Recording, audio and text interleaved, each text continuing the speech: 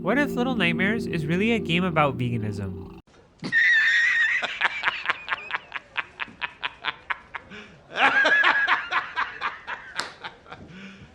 You serious? I know what you're thinking, right? This sounds insane.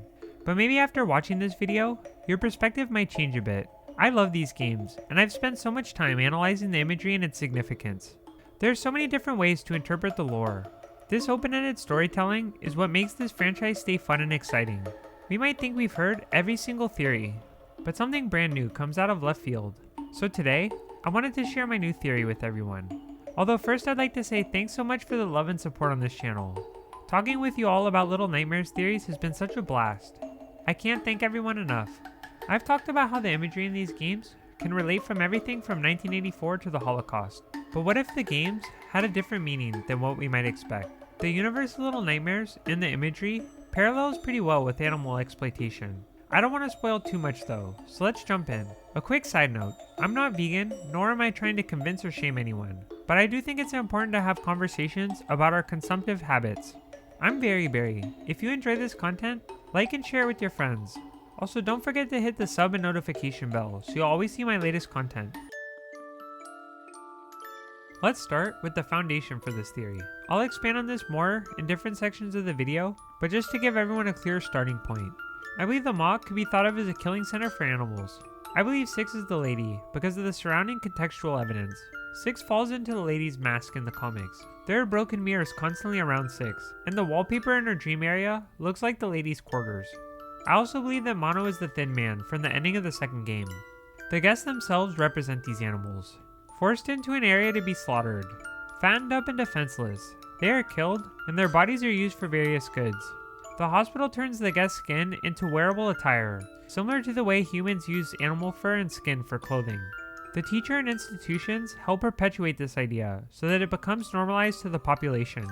The Thin Man essentially created the system in place, and uses manipulation to coerce others into his thinking.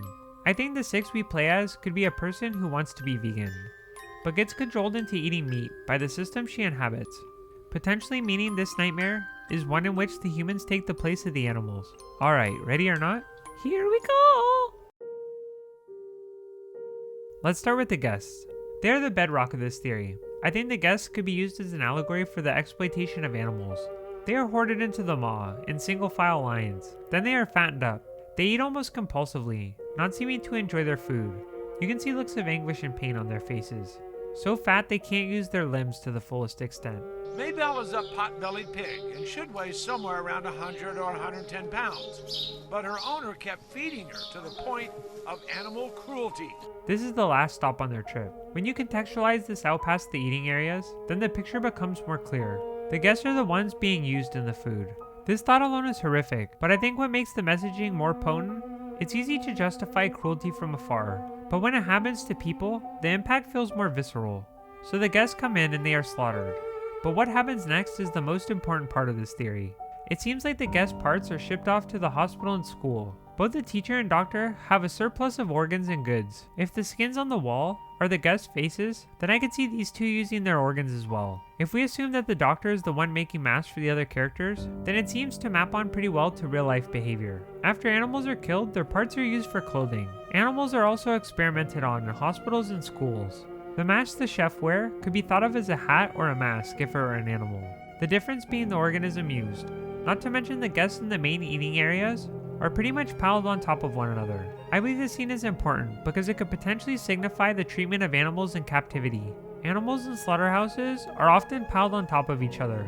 The animals seem willing to do anything to escape, even climbing on top of each other, as you see here. And the sounds the guests make when they hoard up sound like they are screaming in almost a collective pain. Another interesting thing is that the meat is prepared to look like animal meat, illustrating the normalization of meat eating in our culture. We don't find the guest area as revolting, without knowing what's in the meat. I love this about the games. Human meat is packaged as something else. When we see the picture of a burger, we don't see the suffering a cow went through. We get a neatly packaged succulent piece of meat. But if this meat turned out to be human, then this is an entirely different story. Now let's talk about the maw and the lady, but first, we must talk about slaughterhouses. These facilities are structured to be death machines. Animals are kept in inhumane conditions, often stacked on top of one another. Torture would be an understatement for the lived experience of a lot of these animals. Escapees and the like are often executed on site. They are stripped of necessary nutrients and fed horrible diets to intentionally fatten up, just like the guests at the Maw. If we imagine this submersible as a slaughterhouse, then the imagery in the games make a lot of sense. Won't somebody please think of the children? They are held in captivity, in cages, waiting to be turned into laborers or food.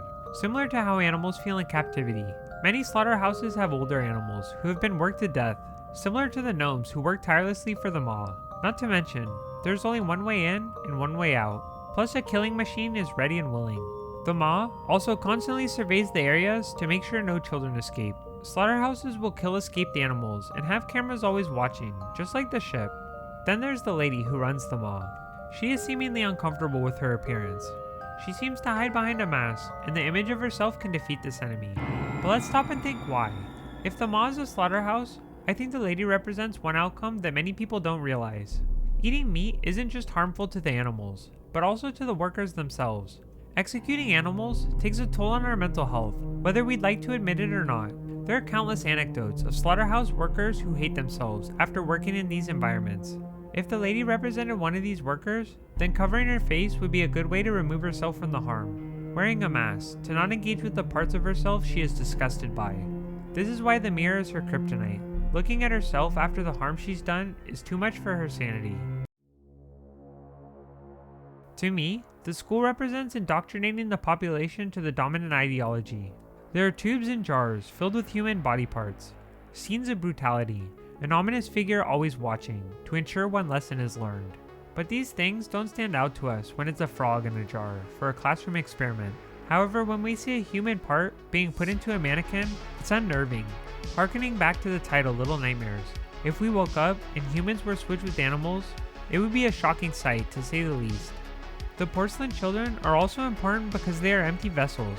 Their heads have nothing in them, so they don't seem to think much about what they are doing. But this is by design. The goal of a lot of meat companies is to normalize meat eating. If we don't question what's going on, then our minds are open to indoctrination. The teacher is the scariest in the school. She instills fear into the students, cajoling them into her way of thinking. Similar to the way that society normalizes meat eating to all of us. We are often told if we were to eat less meat and dairy, our bodies would be nutrient deficient. When generally speaking, vegans have fewer health issues than their meat-eating counterparts. For me, this showcases the power of systems of control.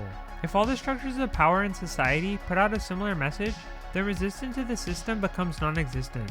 The porcelain children represent this perfectly. Essentially mindless because their capacity to think has been stripped from them. So if the guests are the animals, then what is the hospital? I believe there are two ways to interpret this area. First is someone who creates animal attire. The doctor is always experimenting with patients and mannequins when we see him. However, in the comics, it's implied he conducts tests on humans as well. Many of the enemies have skin over their faces. If the doctor makes the mask for the other enemies, then this behavior is identical to using leather and other animal items. Another way to interpret the hospital is more literally. If we think about it, it's not very different from animal testing labs.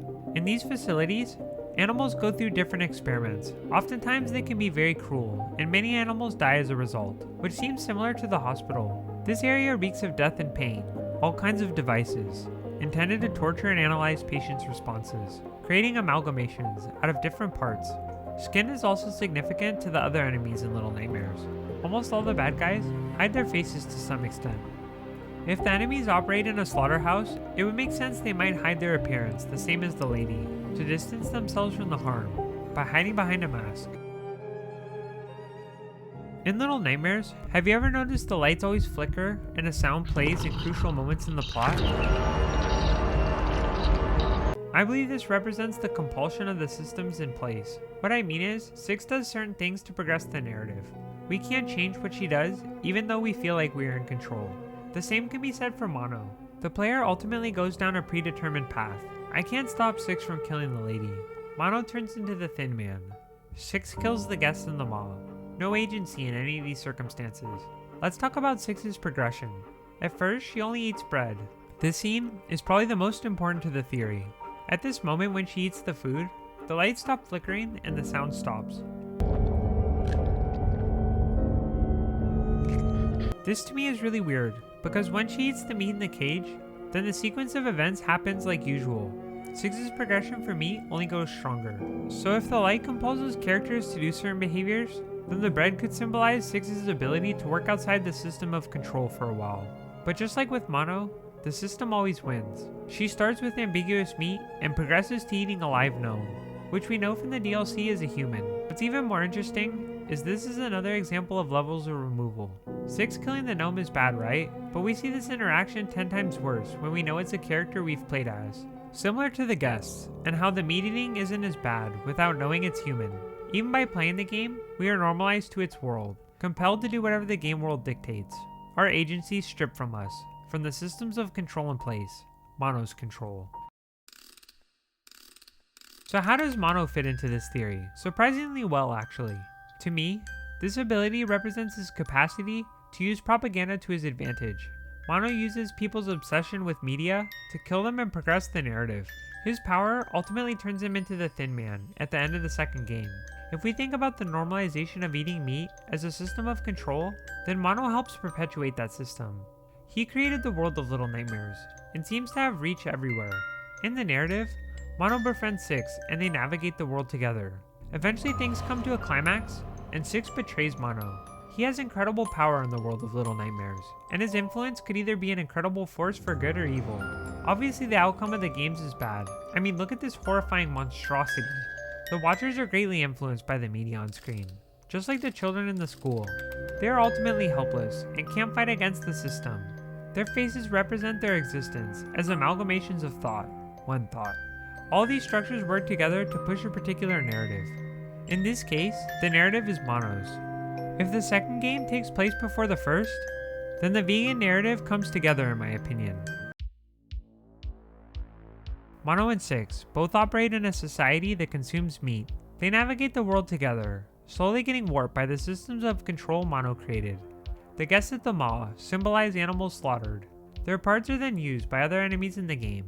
Skin is used as adornments and to cover each character's face, same as how humans use leather and other animal products, hiding behind masks to remove themselves from their culpability.